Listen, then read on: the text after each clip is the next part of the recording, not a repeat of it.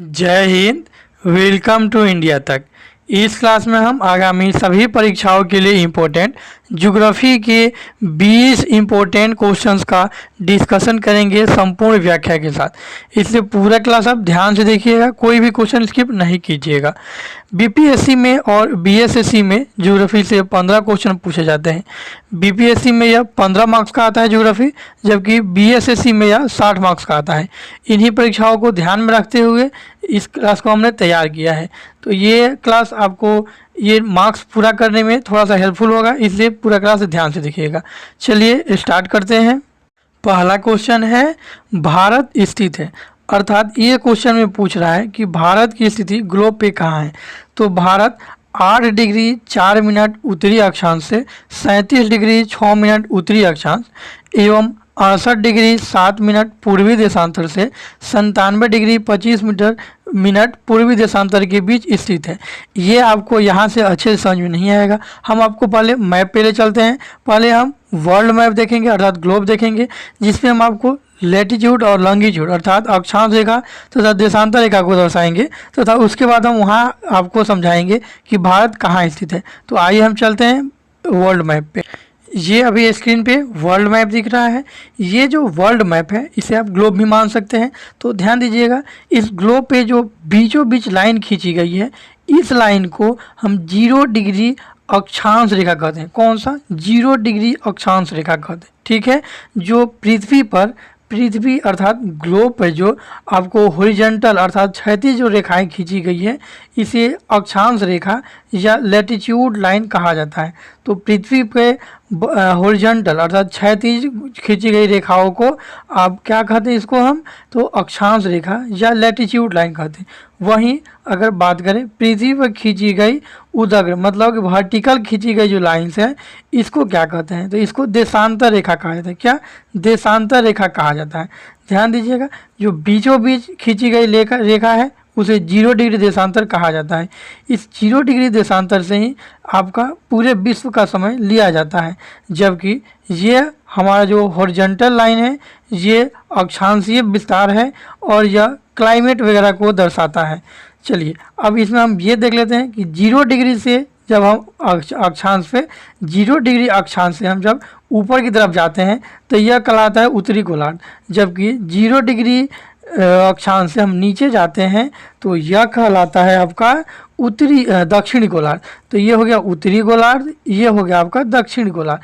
तो जो देश उत्तरी गोलार्ध में आएंगे उसे उत्तरी अक्षांश कहा जाएगा, जो दक्षिण में आएंगे उसे दक्षिणी अक्षांश कहा जाएगा। तो भारत देखिए यहाँ उत्तरी गोलार्ध में स्थित है, भारत पूर्णतः उत्तरी गोलार्ध में स्थित है। तो अक्षांशीय विस्तार इसका क्या होगा?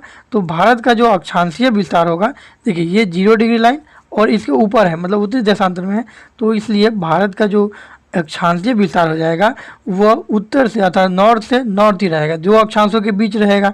तो भारत का जो अक्षांशीय विस्तार है वो 8 डिग्री 4 मिनट, कितना? 8 डिग्री 4 मिनट से लेकर के 37 डिग्री 6 मिनट तक है। तो ये एग्जैक्ट नहीं है, इसे हम भारत के मैप पे समझाएंगे आपको। ठीक है, अब एक चीज़ और आप देख लीजिए कि यहाँ जो हमने आपको बताया कि 0 डिग्री अक्षांश से ऊपर 0 डिग्री अक्षांश से उत्तर आप जाइएगा तो इसे उत्तरी गोलार्ध, नीचे जाइएगा तो दक्षिणी गोलार्ध। और ये अक्षांश लाइन है मतलब उत्तरी अक्षांश, अगर आप 0 डिग्री से ऊपर हैं तो उत्तरी अक्षांश, नीचे हैं तो दक्षिणी अक्षांश। वैसे ही 0 डिग्री देशांतर से आप पश्चिम जाइएगा, क्या? पश्चिम जाइएगा तो इसे पश्चिमी देशांतर तथा पूर्व जाइएगा तो इसे पूर्वी देशांतर। तो देखिए भारत पूर्वी देशांतर तथा कहाँ? पूर्वी देशांतर तथा उत्तरी अक्षांश में स्थित है। ठीक है, कहाँ? भारत पूर्वी देशांतर, ध्यान दीजिएगा, पूर्वी देशांतर तथा उत्तरी अक्षांश में स्थित है। अब आइए हम भारतीय मैप पे आपको दिखाते हैं अच्छे से कि भारत को हमको देखना कैसे है। यह एनसीईआरटी का बुक है और उसी का पीडीएफ है 9th के एनसीईआरटी का, जिसमें एग्जैक्ट आपको दिखाया गया है। ठीक है, तो आप इसे ऑथेंटिक मानकर चलिए। आ गए हैं भारत के मैप पे। अभी हमने वर्ल्ड मैप पे देखा कि भारत उत्तरी अक्षांश, कौन सा? उत्तरी अक्षांशों के बीच ही अर्थात उत्तरी गोलार्ध में है। तो इस जो अक्षांश है यह उत्तरी अक्षांशों के बीच स्थित है। तो धरती पे जो क्षैतिज रेखाएं हैं या हॉरिजॉन्टल लाइन है ये उत्तरी अक्षांश कहलाती हैं, तथा जो उदाग्र रेखाएं हैं ये देशांतर रेखाएं कहलाती हैं। तो देखिए भारत कहाँ है, तो उत्तरी अक्षांश, कहाँ से, उत्तरी अक्षांश और पूर्वी देशांतर के बीच स्थित है। तो भारत का जो हम अक्षांशीय और देशांतरीय विस्तार देख लेते हैं एक बार अच्छे से, फिर आपको और अच्छे से समझ में आएगा। ठीक है, ये मैप में देखिए भारत का जो अक्षांशीय विस्तार है वो 8 डिग्री 4 मिनट से 37 डिग्री 6 मिनट है। ये भारत की मुख्य भूमि से है, ध्यान दीजिएगा, भारत की मुख्य भूमि से। वहीं आपको अगर पूछता है, अगर आप दक्षिणी पार्ट देखिएगा भारत का जूम करके अच्छे से, तो जो भारत का दक्षिणी पार्ट है वो ये 8 डिग्री 4 मिनट ना होकर के 6 डिग्री 4 मिनट है, क्योंकि ये जो अंडमान निकोबार है ये भी तो भारत का ही पार्ट है। तो अगर आपसे क्वेश्चन पूछा जाता है कि भारत का दक्षिणी बिंदु कौन सा है, तो भारत का दक्षिणतम बिंदु पूछेगा तो ये हो जाएगा आपका 6 डिग्री 4 मिनट, जो कि इंदिरा पॉइंट है। कौन सा, इंदिरा पॉइंट है। तो ये हो जाएगा 6 डिग्री 4 मिनट। जबकि भारत का भारत के मुख्य भूमि का ये भारत का मुख्य भूमि है और इसका दक्षिण पॉइंट देखिएगा तो ये 8 डिग्री 4 मिनट है, जो कि कन्याकुमारी है। कौन, कन्याकुमारी। तो दोनों क्वेश्चन में आपको कंफ्यूज नहीं होना है। अगर सिर्फ आपसे पूछता है कि भारत का, ध्यान दीजिएगा कि अगर भारत का दक्षिणतम पॉइंट कौन सा है, तो यह इंदिरा पॉइंट है। कौन सा, इंदिरा पॉइंट, जो कि 6 डिग्री 4 मिनट है, 6 डिग्री 45 मिनट भी बोल सकते हैं, 6 डिग्री 4 मिनट कहीं देता है जनरली। तो 6 डिग्री 4 मिनट है, जो कि अंडमान निकोबार में स्थित है। जबकि आपको सिर्फ ये पूछता है कि भारत की मुख्य भूमि की दक्षिणतम सीमा कौन सी है, तो 8 डिग्री 4 मिनट है और यह कन्याकुमारी है। तो ये हम हो गया हमारा कौन सा, तो दक्षिणी अक्षांश हो गया। कौन सा, भारत का उत्तरी अक्षांश में ही भारत का दक्षिणी जो बिंदु हो गया ये। ऊपर आप देखिएगा तो 37 डिग्री 6 मिनट है। कौन, 37 डिग्री 6 मिनट है। तो भारत का जो अक्षांशीय विस्तार हो गया वो 8 डिग्री 4 मिनट से 37 डिग्री 6 मिनट। जबकि देशांतरीय विस्तार आप देशांतरीय तो हम दिखाएंगे। जबकि अगर आप एक और ध्यान से अगर देखिएगा तो 6 डिग्री 45 मिनट से लेकर के ये 37 डिग्री 6 मिनट तक है। तो ये हमारा हो गया अक्षांशीय विस्तार, जो कि अगर भारत का दक्षिणतम पॉइंट पूछता है तो अंडमान निकोबार का 6 डिग्री 45 मिनट। ये पॉइंट कौन सा है, तो इंदिरा पॉइंट है। कौन सा, इंदिरा पॉइंट। और यहाँ है कन्याकुमारी, ध्यान दीजिएगा। और यहीं अगर यहाँ पूछता है कि भारत का उत्तरी बिंदु कौन सा है, तो यह इंदिरा कॉल हो जाएगा। कौन सा, इंदिरा कॉल, जो कि लद्दाख में स्थित है। तो ये आपको ध्यान रखना है। अब है आपका देशांतरीय विस्तार। तो भारत का जो देशांतरीय विस्तार है आप देख सकते हैं कि 68 डिग्री 7 मिनट पूर्वी देशांतर से 97 डिग्री 25 मिनट पूर्वी देशांतर। अब ये पूर्वी देशांतर ही हम क्यों बोल रहे हैं, पूर्वी से पूर्वी, ये आपको हमने ग्लोब पे बता दिया, क्योंकि भारत जो है पूर्वी देशांतर के बीच ही, पूर्वी देशांतरों के बीच ही स्थित है, पूर्वी भाग में, इसलिए यह पूर्वी देशांतर के बीच ही दिखाया जा रहा है। ठीक है, ग्लोब पे आपको हमने इसे अच्छे से बता दिया है। अब कुछ इंपॉर्टेंट फैक्ट आपको जो भारत के परिचय यहाँ से याद रखना होगा, जो कि बहुत ही एग्जाम की दृष्टि से इंपॉर्टेंट होने वाले हैं। जैसे पूछता है कि भारत की जो सीमा रेखा है यह कितने अंतर्राष्ट्रीय देशों के साथ सीमा बनाती है, मतलब भारत जो है कितने अंतर्राष्ट्रीय देशों के साथ सीमा बनाता है। और भी बहुत सारी चीज़ें पूछी जाती है, जो कि हम दिखा देते हैं आपको 9th के एनसीईआरटी में। भौगोलिक क्षेत्रफल, विश्व के कुल क्षेत्रफल का भारत 2.4% है। कितना, 2.4% है। भारत की स्थल सीमा रेखा 15,200 किलोमीटर है। कितना, भारत की जो स्थलीय सीमा रेखा है वो 15,200 किलोमीटर है। जबकि इसकी तट रेखा वाली जो सीमा है वो 7516 किलोमीटर है अंडमान निकोबार के साथ। तो ये आप यहाँ देखिए मैप में और अच्छे समझ में आएगा। भारत की जो स्थलीय सीमा 15,200 है वो ये है, ये भारत की अंतर्राष्ट्रीय स्थलीय जो सीमा है ये है 15,200 किलोमीटर का। ठीक है, जबकि आप इसकी तटीय सीमा रेखा देखिएगा जो 7516 किलोमीटर था अंडमान निकोबार को मिलाकर, ये है भारत की तटीय सीमा। अब यहाँ क्वेश्चन पूछता है कि भारत के तटीय सीमा वाले कितने राज्य हैं, तो ध्यान दीजिएगा भारत के तटीय सीमा वाले राज्य आप अच्छे से काउंट करिए, हम बताते हैं। ये है गुजरात, महाराष्ट्र, गोवा, गुजरात, महाराष्ट्र, गोवा, कर्नाटक, नीचे है केरल। तो इस साइड कितना हो गया, 2 2 4 1 5। ठीक है, इधर देखिए तमिलनाडु, उसके बाद आंध्र प्रदेश, उड़ीसा और पश्चिम बंगाल। तो टोटल 9 है। कितने, 9 राज्य हैं भारत के। कितने, कौन से, तट रेखा वाले राज्य। भारत के तट रेखा वाला राज्य 9 है। सबसे बड़ा तट रेखा वाला राज्य गुजरात है। कौन, गुजरात है। जबकि सबसे छोटा तट रेखा वाला राज्य गोवा है। तो आपको ये ध्यान रखना होगा, क्वेश्चन पूछता है कि सबसे बड़ी तट रेखा वाला राज्य गुजरात, सबसे छोटी तट रेखा वाला राज्य गोवा है। ठीक है, एक और क्वेश्चन पूछता है कि भारत का कौन सा राज्य सर्वाधिक लंबा अंतर्राष्ट्रीय सीमा बनाता है। तो भारत का पश्चिम बंगाल, कौन, पश्चिम बंगाल सबसे लंबा अंतर्राष्ट्रीय सीमा राज्य बनाता है। भारत का पश्चिम बंगाल राज्य एक ऐसा राज्य है जो सबसे लंबा, कौन सा, सबसे लंबा अंतर्राष्ट्रीय सीमा बनाता है। वहीं अगर क्वेश्चन पूछता है कि भारत का जो अंतर्राष्ट्रीय सीमा है किस देश के साथ सबसे ज़्यादा लगता है, तो बांग्लादेश के साथ सबसे ज़्यादा भारत अंतर्राष्ट्रीय सीमा, सबसे लंबा अंतर्राष्ट्रीय सीमा बनाता है। इसके बाद है आपका चीन के साथ। ठीक है, और सबसे कम बचेगा, तो सबसे कम अंतर्राष्ट्रीय सीमा जो भारत बनाता है वो किसके साथ बनाता है, तो ध्यान दीजिएगा अफगानिस्तान के साथ बनाता है। किसके साथ, अफगानिस्तान के साथ। ये क्वेश्चन आप कंफ्यूज नहीं होएगा, दोनों क्वेश्चन हम क्या बोले हैं ध्यान दीजिएगा। एक क्वेश्चन कौन सा था, ये जो क्वेश्चन था हमारा, दोनों पे आपको ध्यान देना होगा। पहला क्वेश्चन कौन सा हम बताए थे कि भारत का कौन सा राज्य सबसे लंबा अंतर्राष्ट्रीय सीमा बनाता है, तो वो था पश्चिम बंगाल। और वहीं पूछेगा कि भारत का जो अंतर्राष्ट्रीय सीमा है वो किस देश के साथ सबसे लंबी है, तो वो है बांग्लादेश के साथ। तो ये अंतर्राष्ट्रीय सीमा हो गया और ये हो गया तटरेखा वाले राज्य। ठीक है, अब देखिएगा आप, तो यहाँ एक चीज़ और देख सकते हैं कि भारत की जो बीचों बीच होकर कर्क रेखा गुजरती है। जब हमने आपको बताया ग्लोब पे अक्षांश, तो वहाँ पे 23.5 डिग्री जो अक्षांश है, कौन सा, 23.5 डिग्री अक्षांश जो भारत के बीचों बीच गुजरती है, इसे ट्रॉपिक ऑफ कैंसर या कर्क रेखा कहा जाता है। और कर्क रेखा भारत के 8 राज्यों से होकर गुजरता है। कौन कौन सा, याद कीजिए, गुजरात, कौन, गुजरात, राजस्थान, राजस्थान से थोड़ा सा ही लगता है, तो गुजरात, राजस्थान, मध्य प्रदेश, छत्तीसगढ़। तो ये अच्छे से याद है, 4 राज्य हो गए, गुजरात, राजस्थान, मध्य प्रदेश, छत्तीसगढ़, ये हो गया गुरामच। उसके बाद है आपका झारखंड, कौन, झारखंड, पश्चिम बंगाल, त्रिपुरा और है मिजोरम। तो इस तरह से भारत के 8 राज्य, जो 8 राज्यों से होकर क्या गुजरता है, तो कर्क रेखा होकर गुजरता है भारत के 8 राज्यों से। कौन कौन राज्य था, तो याद कीजिएगा, 2-3 बार याद सुन लीजिएगा तो याद हो जाएगा। गुजरात, राजस्थान, मध्य प्रदेश, छत्तीसगढ़, झारखंड, पश्चिम बंगाल, त्रिपुरा, मिजोरम। तो इस तरह से 8 राज्य है ये, जो कि आपको इसी 8 राज्य से होकर के क्या गुजरता है, तो भारत के बीचों बीच से कर्क रेखा गुजरता है। और कर्क रेखा का देशांतर कितना है, तो 23.5 डिग्री पूर्वी देशांतर। कौन सा, 23.5 डिग्री पूर्वी देशांतर। वहीं अगर आप 23.5 डिग्री पश्चिमी देशांतर जाइएगा, कौन सा, ग्लोब पे 23.5 डिग्री पश्चिमी देशांतर, तो उसे ट्रॉपिक ऑफ कैप्रिकॉर्न या मकर रेखा कहा जाता है। क्या, मकर रेखा कहा जाएगा। तो भारत के बीचों बीच से कौन रेखा गुजरा, कर्क रेखा। और कितने राज्यों से, तो 8 राज्यों से। ये 8 राज्यों के नाम आपको ध्यान रखना है, कहीं से भी पूछ देता है। इसका ट्रिक क्या है, तो इसका ट्रिक है गुरामच, ध्यान दीजिए, गुरामच, झाप, त्रिमी, गुरामच, झाप, त्रिमी। ये हो गया आपका ट्रिक किसके लिए, तो ये कर्क रेखा के लिए। इन्हीं 8 राज्यों से होकर कर्क रेखा गुजरता है। गुजरात, राजस्थान, मध्य प्रदेश, छत्तीसगढ़, झारखंड, पश्चिम बंगाल, त्रिपुरा, मिजोरम। तो ये ध्यान रखिएगा, सीक्वेंस में है, आपको याद रखना है।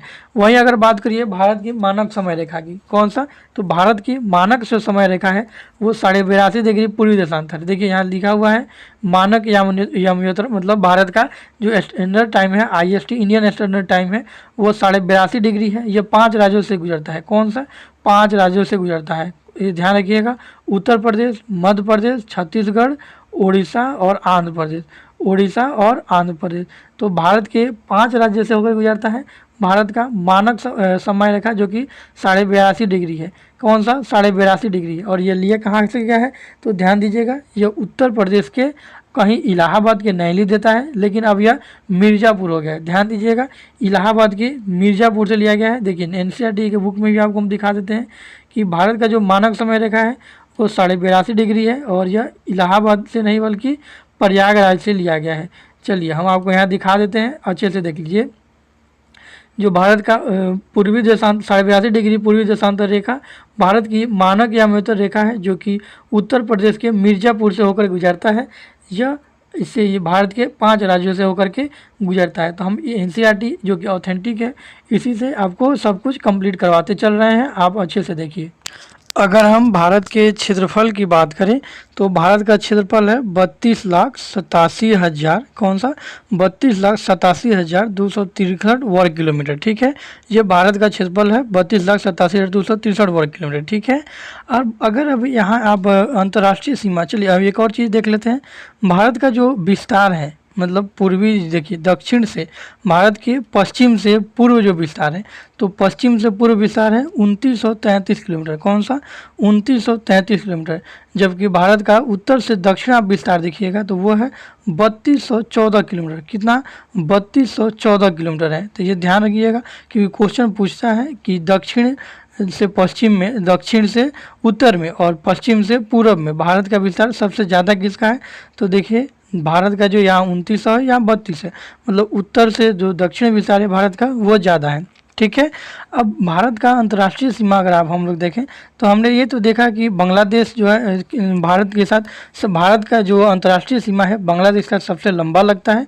मतलब भारत जो है बांग्लादेश के साथ सबसे लंबा अंतर्राष्ट्रीय सीमा बनाता है, जबकि अफगानिस्तान के साथ सबसे छोटा सीमा बनाता है। ठीक है। लेकिन हमने ये नहीं देखा कि भारत के कितने राज्य अंतर्राष्ट्रीय सीमा बनाते हैं। तो ध्यान दीजिएगा, भारत के 16 राज्य, कितने? भारत के 16 राज्य अंतर्राष्ट्रीय सीमा बनाते हैं। अब ये 16 राज्य का आपको नाम ध्यान में रखना होगा, तो आप मैप से देख सकते हैं। चलिए हम एक बार बता भी देंगे कौन कौन सा राज्य हो जाएगा। यहाँ गुजरात, राजस्थान, उसके ऊपर है देखिए ये गुजरात, राजस्थान, पंजाब है, देखिए जम्मू कश्मीर और लद्दाख, ये राज्य नहीं आएंगे, ये दोनों यूटी हैं। तो भारत के 16 राज्य और 2 केंद्र शासित प्रदेश अंतर्राष्ट्रीय सीमा बनाते हैं, ये आपको ध्यान रखना। जबकि हमने देखा कि तट रेखा वाले राज्य कितने थे? तो 9 ही थे तट रेखा वाले राज्य। ये 7 राज्य इधर है, ये सातों अंतर्राष्ट्रीय सीमा बनाते हैं। तो 7 इधर हो गए और 1 2 3 4 इधर हो गए। देखिए इधर है आपको हिमाचल प्रदेश, उत्तराखंड, उत्तर प्रदेश, बिहार, पश्चिम बंगाल, सिक्किम। तो ये सब मिलकर के 16 राज्य जो है अंतर्राष्ट्रीय सीमा बनाते हैं और 2 राज्य, 2 यूटी यूनियन टेरिटरी भी अंतर्राष्ट्रीय सीमा बनाते हैं। तो ये भारत के परिचय के बारे में हमने इतने सारे फैक्ट देखे हैं। आपको इनको 1-2 बार रिपीट करके देख लेना है क्योंकि हर एक एग्जाम में यहाँ से 1 से 2 क्वेश्चन पक्का पूछा जाता है, तो इसे आपको ध्यान में रखना होगा। चलिए अब हम बढ़ेंगे नेक्स्ट क्वेश्चन की। नेक्स्ट क्वेश्चन है डार्लिंग श्रृंखला। कौन? डार्लिंग श्रृंखला ऑस्ट्रेलिया के किस तट पर अवस्थित है? तो डार्लिंग श्रृंखला ऑस्ट्रेलिया के दक्षिणी पश्चिमी तट पे स्थित है। कहाँ पे? ऑस्ट्रेलिया के दक्षिणी पश्चिमी तट पे स्थित है डार्लिंग श्रृंखला। डार्लिंग श्रृंखला। अगला क्वेश्चन है भारतीय संघ की दक्षिणतम सीमा इंदिरा पॉइंट स्थित है। तो अभी हमने आपको कुछ देर पहले ही बताया था कि भारतीय संघ की अगर दक्षिणतम सीमा पूछेगा तो इंदिरा पॉइंट होगा और यह अंडमान निकोबार में स्थित है। कहाँ पे? अंडमान निकोबार में स्थित है। इसके हमने आपको मैप में भी दिखाया था। आइए एक बार और मैप में इसको दिखाते हैं। देखिए क्वेश्चन पूछा है भारत की दक्षिणतम सीमा, तो हमने आपको बताया कि वो कौन है? इंदिरा पॉइंट है जो कि 6 डिग्री 45 मिनट है, ये अंडमान निकोबार में स्थित है। ठीक है।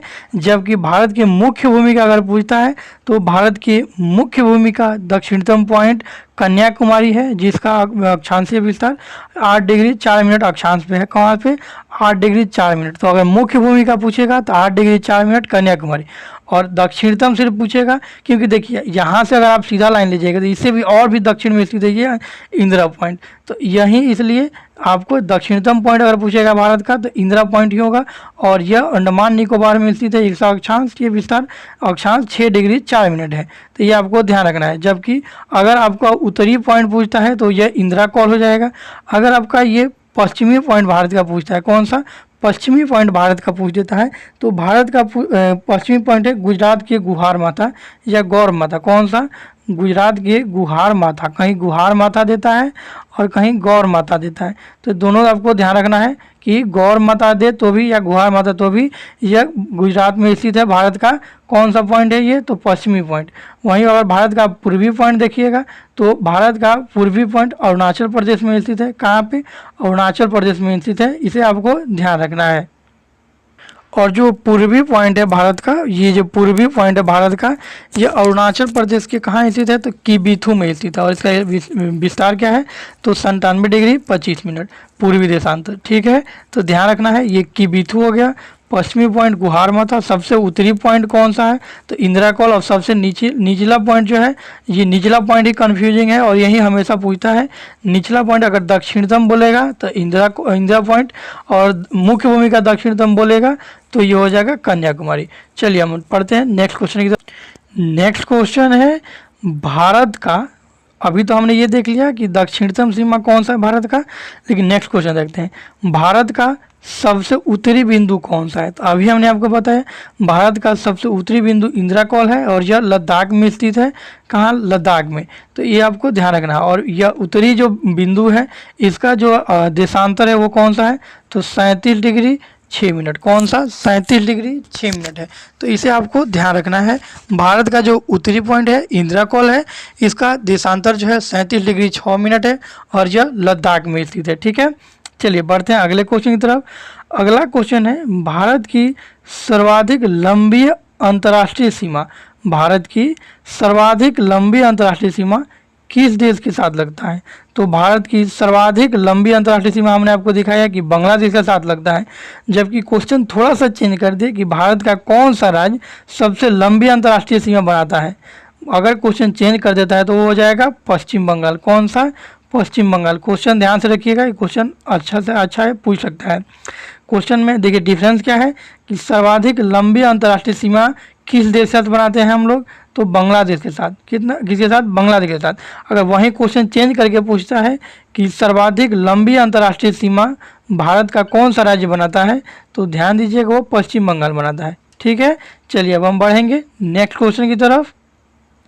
नेक्स्ट क्वेश्चन है डुरंड रेखा। कौन सा? डुरंड रेखा किन दो देशों के बीच अंतर्राष्ट्रीय सीमा है? तो ध्यान दीजिएगा डुरंड रेखा भारत और अफगानिस्तान के बीच स्थित है।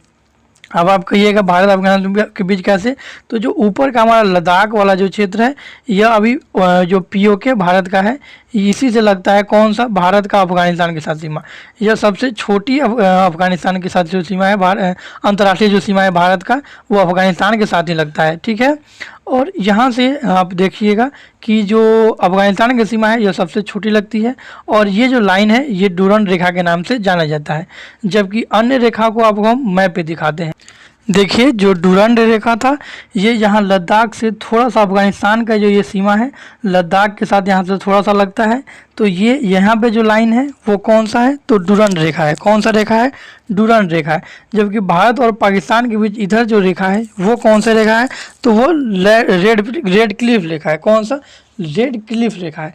जबकि आप एक चीज़ यहाँ देख सकते हैं कि जो आप LOC और LAC सुनो होइएगा, तो LAC भारत और किसके बीच स्थित है? तो ध्यान दीजिएगा जो LAC है यह लाइन ऑफ एक्चुअल कंट्रोल कहलाता है और यह भारत और चीन के बीच वास्तविक सीमा रेखा है अरुणाचल के क्षेत्र में।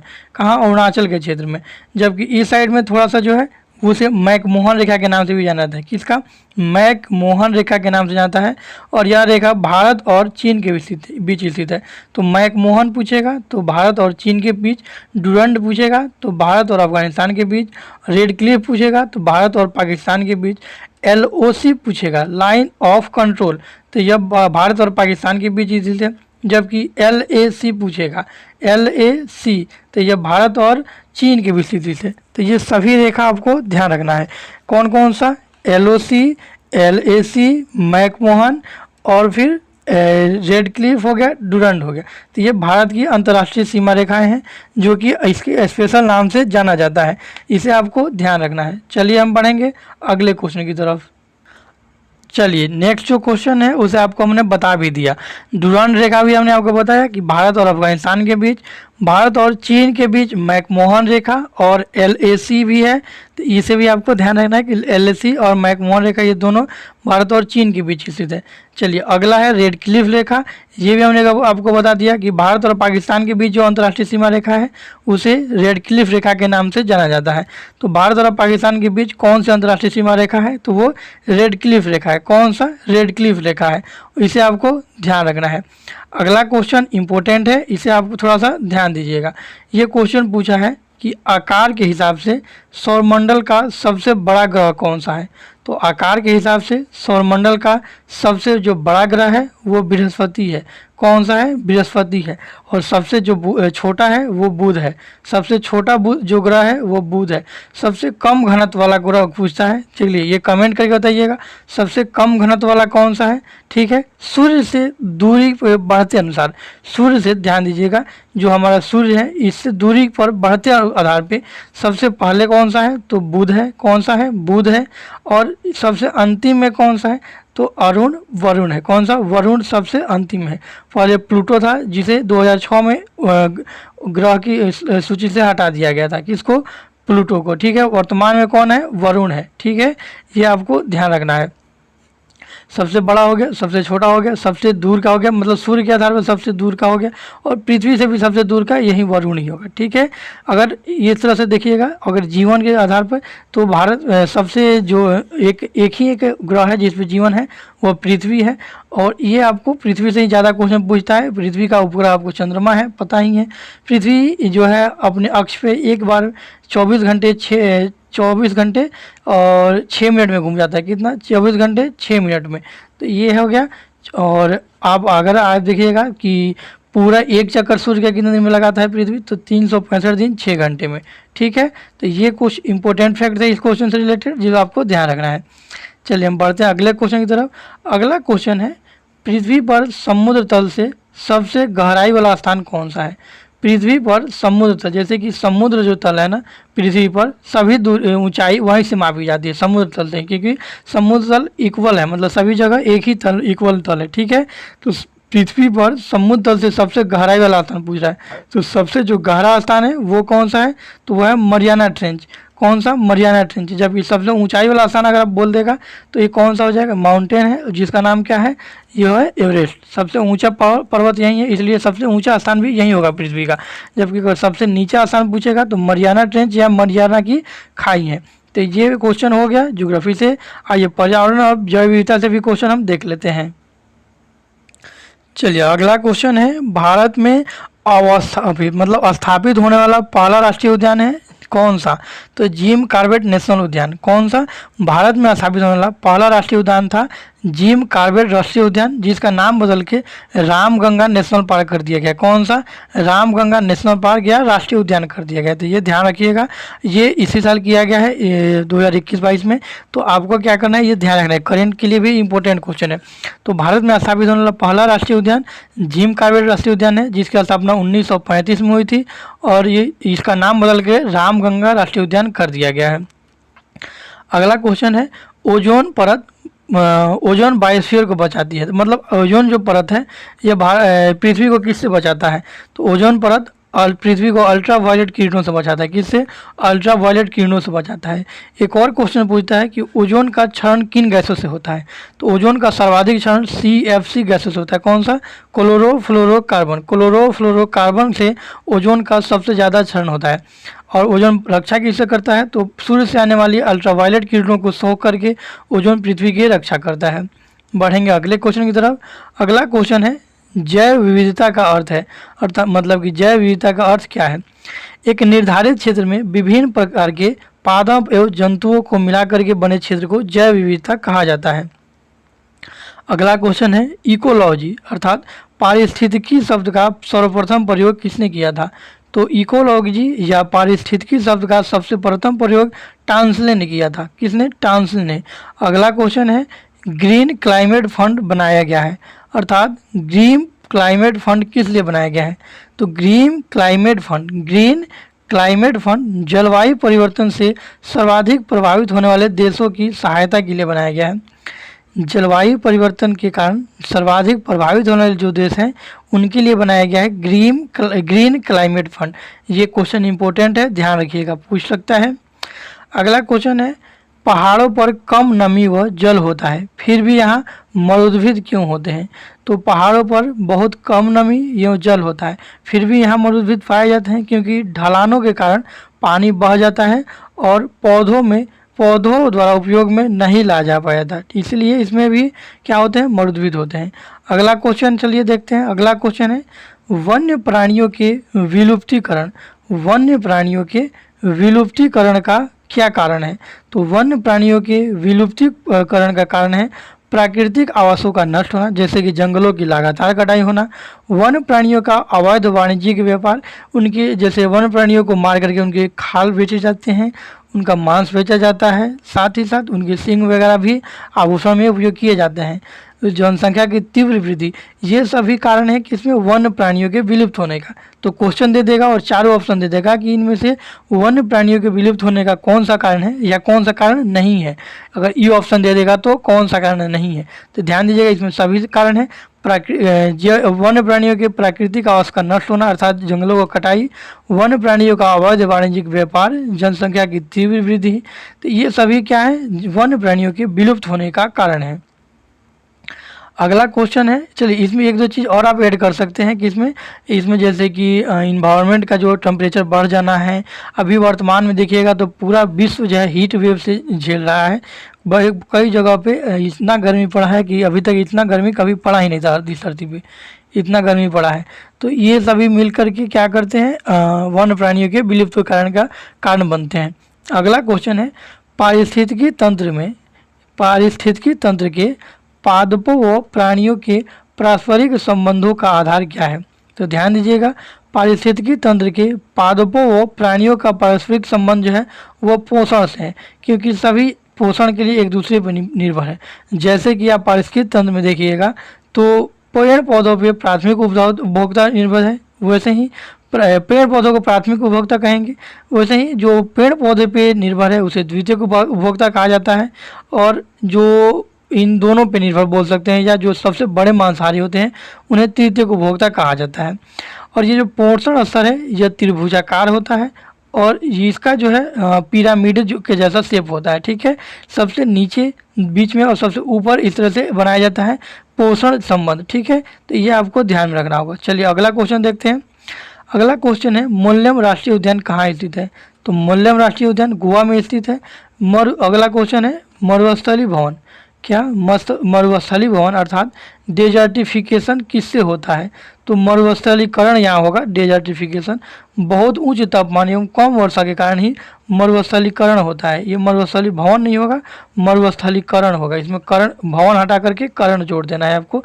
मरुस्थलीकरण या डेजर्टिफिकेशन किससे होता है। तो मरुस्थलीकरण या डेजर्टिफिकेशन बहुत उच्च तापमान एवं कम वर्षा के कारण होता है। तो ये हमारा ज्योग्राफी का इम्पोर्टेंट 20 क्वेश्चन था, जो कि बहुत ही आने वाली परीक्षाओं को देखते हुए इम्पोर्टेंट है। इसलिए पूरा क्वेश्चन ध्यान से देख लीजिएगा। एक एक क्वेश्चन को हमने इतने अच्छे से डिस्कशन कराया है कि शायद ही आपको ऐसा डिस्कशन कहीं और मिले।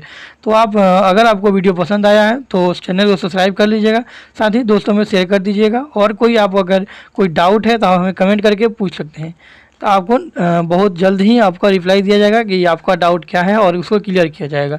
थैंक्स फॉर वॉचिंग, मिलते हैं नेक्स्ट क्लास में। जय हिंद।